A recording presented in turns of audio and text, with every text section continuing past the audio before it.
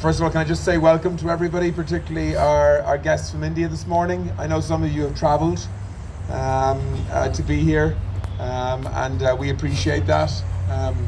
As the ambassador said, hopefully we can make this meeting a quarterly event where we can get more and more companies interacting with each other, building partnerships and collaboration, working, of course, with the India-Ireland Business Association, because we think that the opportunities for both for Indian companies in Europe through Ireland and for Irish companies here in this incredible country and growing marketplace that is just changing literally by the week is hugely exciting. And that's why it's not a coincidence that this year, in the build-up to St. Patrick's Day, which is always the biggest week of the year to market Ireland globally, that the Trade Minister, i.e. me, has decided to prioritise India as the part of the world that we want to be in, with our key agencies, Enterprise Ireland and IDA, to really try to bed down and set a direction for the next few years. Because the truth is that although we already have some exciting collaboration and partnership, some of the companies that you've already mentioned, all of whom we've met this week actually, that have a presence in Ireland already, up to 30 companies that IDA are working with, we think that there's an awful lot more potential to grow over the next few years. And the Irish companies that are with us this week, whether it's linked to the aviation industry, whether it's in the fintech sector in terms of cyber, payment systems, whether it's nutrition and food, whether it's education, which Wendy's giving great leadership on, we really do think that globalized Irish companies have solutions and technologies and approaches that I think are very much in sync with a digital-driven economy that is growing and expanding across India at the moment. And I really do want to thank Ross for his leadership, and Conor also regionally, and of course Tanaz, who everybody seems to know. You know, what makes this work is Irish personality here on the ground. Being open to talk to everybody, wanting to explore and to listen, most importantly, to you, and to really understand what's happening in the Indian economy, how it's changing, how it's growing, how it's expanding, what the ambitions are for the future. Even yesterday, when I had the pleasure of spending an hour with your foreign minister here, we had a really good discussion around the new ambition for semiconductor manufacturing here in India. And if you look at what's happened in Ireland over the last 30 years in that space, you know, Intel have recently signed off on a 15 billion euro project, which is just their latest fab that's been completed in Ireland. That involved, by the way, over 130 different companies working on site, and 123 of that 130 were Irish companies in terms of management consultancy, project management, technology, engineering, design, architecture, quantity surveying, for a huge scale project, even by Indian standards, that Intel continue to roll out in Ireland, and there's more to come in that space. And we have others like Analog Devices and so on. So I know, you know, as new opportunities emerge in this huge market, in the context of the global supply chains around semiconductors, where they're manufactured, I think again you'll see Ireland. You might look at Ireland on the map and see it as a small island, but trust me, it can be a big partner in a lot of things.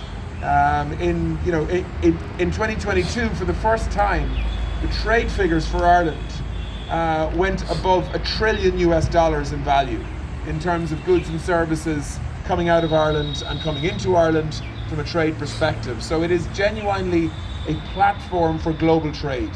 And that's how Irish companies see themselves. Almost before they're set up, they see themselves as global. You know, I look at a company like TransferMate here.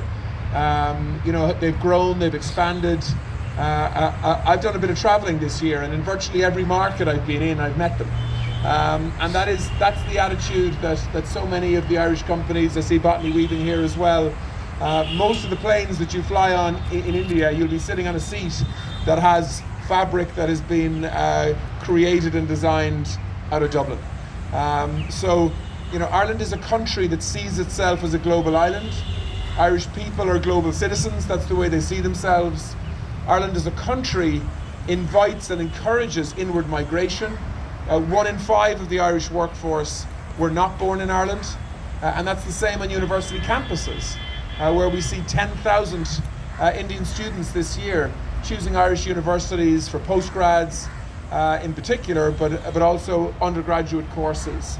And so I hope as India grows and expands and globalizes further in the next few years, you see Ireland as a friend and a partner on the other side of the world, part of a very exciting market in the European Union, which is the highest spending consumer market in the world, and is a proven success story in terms of the nearly 2,000 multinationals that are based in Ireland, working with IDA on a weekly and monthly basis.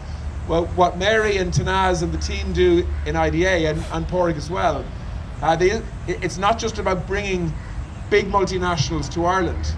It's as important to make sure that when they do come, they're successful and profitable. And that's why it's virtually unheard of for a multinational to come to Ireland and to leave again.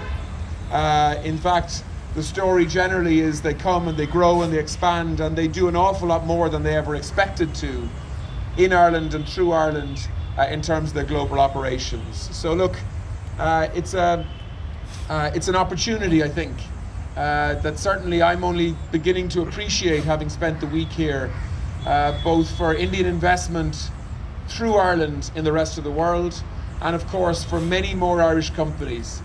We have about 40 or so Irish companies here so far, but I think that number can double very, very quickly.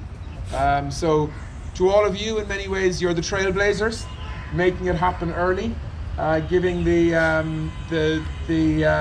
example and the route and the pathway for a lot of other companies to follow.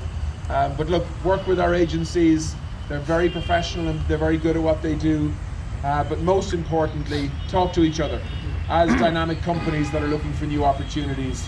And we as a government, I can promise you, will do everything we can to support that connection through grant aid, through mentoring, and through all the supports that we can provide through our agencies to make sure that the business opportunities are availed of in the months and the years ahead. And look, believe it or not, this is my first time to India. I can't believe I'm saying that given the scale of what's happening here.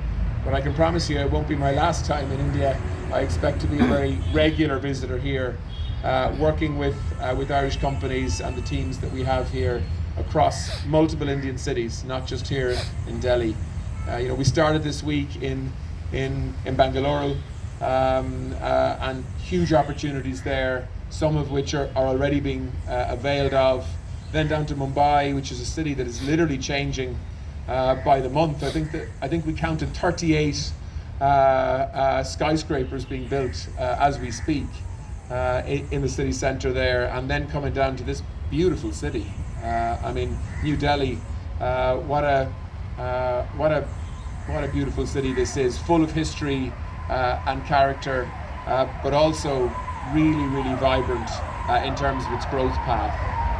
And we're not finished yet this week either. So look, to all of you, thanks, in particular to the Ambassador. For those of you who were here last night, I'm surprised it's looking so well. And I'm surprised we're not finding a few people maybe asleep behind the trees or something.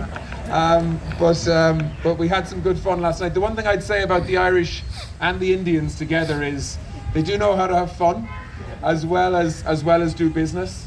I think there's a lot of personality traits that we share, and that's good too for business. And even though the distance between the countries is far apart, as Jenny said, I think Irish people feel very comfortable here. There's no language barrier. We share a common law system, and when you think of the presence of Irish companies in other parts of the world, actually the opportunities in India in terms of ease of doing business, make it a very, very competitive destination, in my view, for us to do an awful lot more in the future.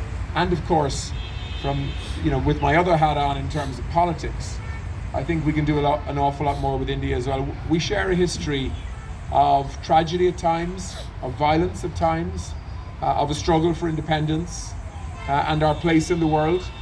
And even though the scale is very different in terms of Ireland and India, actually the story isn't that different. And we have helped each other in terms of those struggles for independence at times. And we're now sharing that journey in terms of moving into the top tier of globalized countries in terms of technology, in terms of wealth creation, in terms of economic development. And I think we can do an awful lot more together into the future as we have done in the past. So thanks again for taking the time to be here this morning. Let's get some business done. Thank you.